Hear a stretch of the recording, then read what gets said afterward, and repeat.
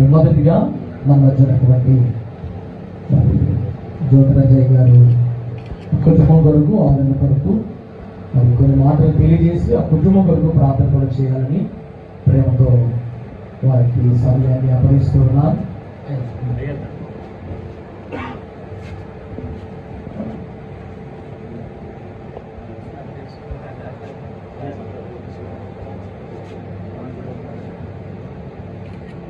దేవుని పరిశుద్ధ నామానికి మహిమ కలుగునుగాక.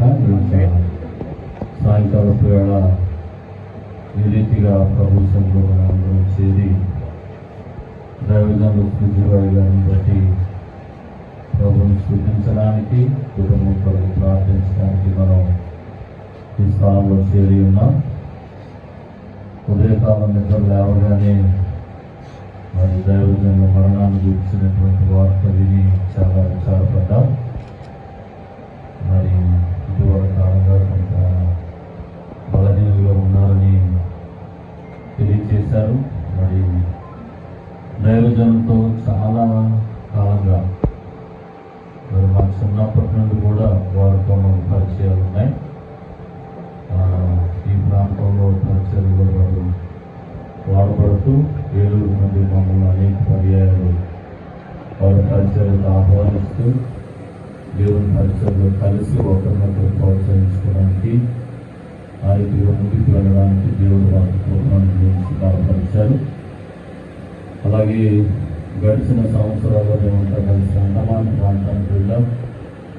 అక్కడ కొన్ని దినాలు దేవుని సువార్తలను అనేక కార్యక్రమాల్లో పాల్గొనడానికి దేవుడు సహాయం చేసి నడిపించారు. ఆ దినాల్లో కూడా దైవజనులతో చాలా దగ్గర సహవాసాన్ని మేమంతా కలిగి ఉండడానికి దేవుడు సహాయం చేశారు. అలాగే వీరి కుటుంబం అందరూ కూడా చాలా దగ్గరగా మాతో ఉండేటువంటి కుటుంబ సభ్యులు, అమ్మగారు కానీ అది వారి సోదరులు కానీ అందరూ కూడా చాలా దగ్గరగా ఉండేవాళ్ళం.